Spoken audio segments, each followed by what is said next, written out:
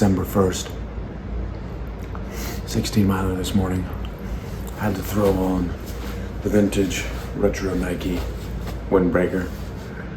It's getting cold out there, but good run. Start of the first 100-mile week. Thanksgiving was great. Food was great. Seeing family was great. But you know what Thanksgiving doesn't have? Ground beef and rice. Yep. I truly missed it. I think it's been almost a week since I've had the classic ground beef and rice concoction, and I'm surprised how much I missed it.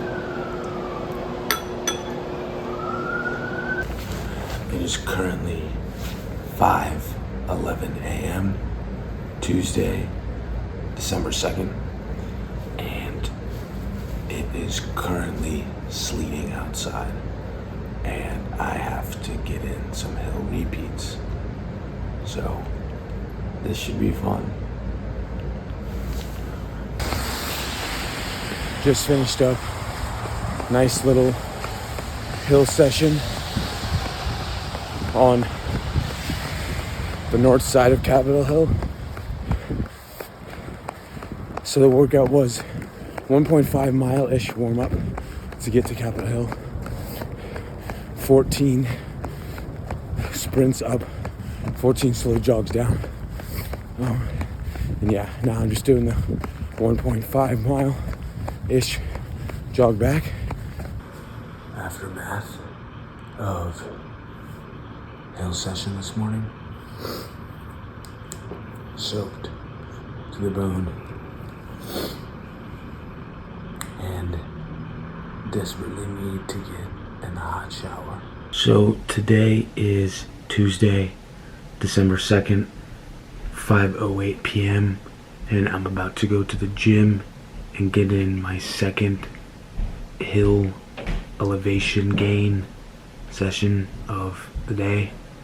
I'm trying this double threshold sort of training, popularized by, the Nordic countries, basically putting 2 threshold sessions in one day to just build power, overall endurance. Done with the treadmill elevation session. Probably one of the hardest of my life. It is Tuesday night, following my first double threshold day. So I had hill repeats in the morning, and then a few hours ago I did an incline session on the treadmill. I did 6 miles at 6 miles per hour, an incline of 7. So basically working for about an hour in that lactate threshold level, and then heart rate above 155, so kind of pushing like zone 3. So that brings me to 31 miles on the week. We have 4 days left because Sundays are my rest days. I'm not going to change that. So yeah, we have 4 days to run 69 miles. But yeah, so tomorrow morning, Wednesday morning, December 3rd, I'll be doing 16 miles easy. That'll get me to around 47. So 3 days. After 3 days, we'll be around halfway done. So yeah, we'll check back in tomorrow. Wednesday morning, 16 miler done.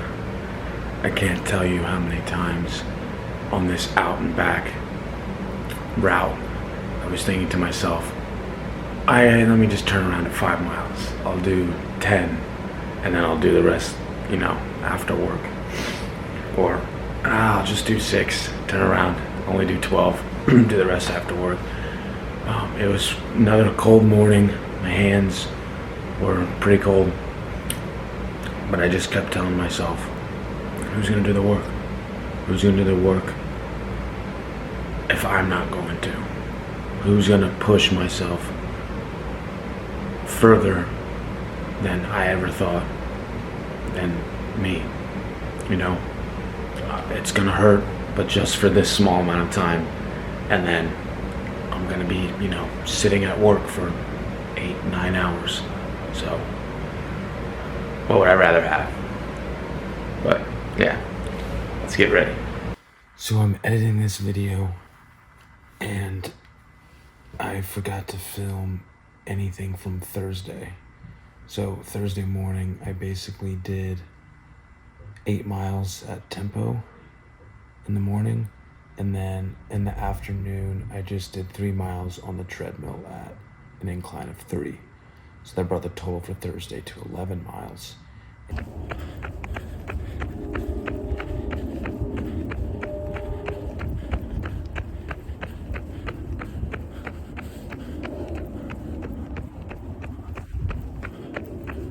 So explaining the next clip, going into Saturday morning, I had run 74 miles up to this point. So I still had around 26 miles to get to that 100-mile threshold for the week. And I figured I want to make myself suffer even more. So let me run this whole marathon, 26-ish miles on the treadmill.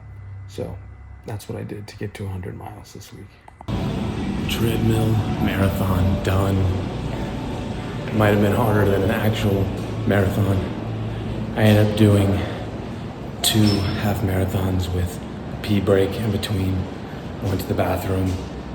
Tried to do it within the reset time of the treadmill, but it ended up resetting. So I just did 2 half marathons. But yeah.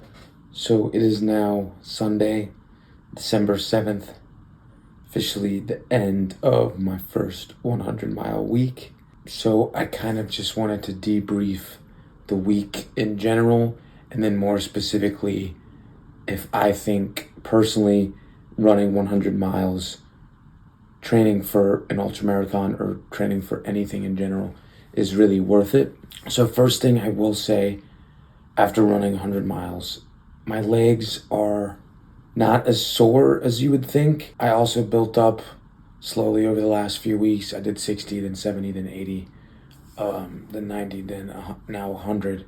So my legs aren't as sore as I would have thought. They're definitely a little sore, but nothing too crazy.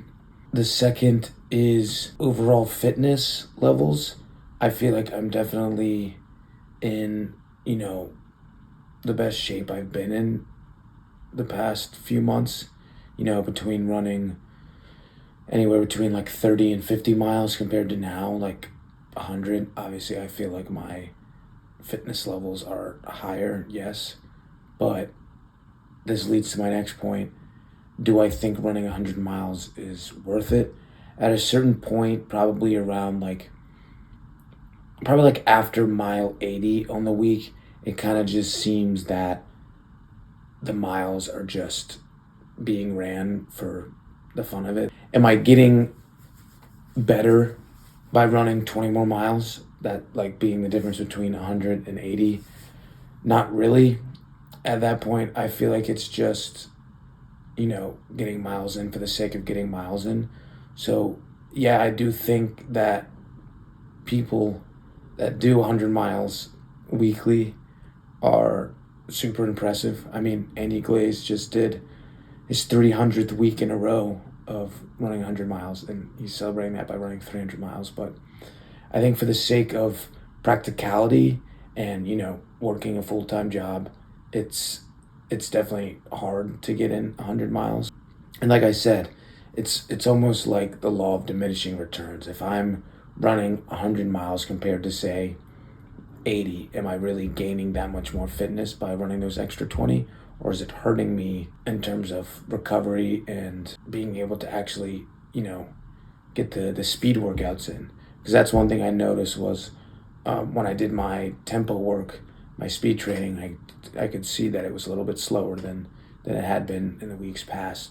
And I think that was just because of, overall soreness and how tired I was from the other miles. So I think going forward, I'll most likely stick to around 60 to 80 miles. and see how that works for me. And then also another big thing is cross training. So instead of, doing 100 miles strictly running, and I would do 60 to 80 miles running, and then, get some bike work in, get some rowing in on the row machine, or even getting in, steps on the Stairmaster. So there are different ways to complement your running training, and cross training is another great way to do that. And also, yeah, that would help overall cardio levels, teaching your body that it needs to keep going even though it's tired. That's my final reflection on my first 100-mile week.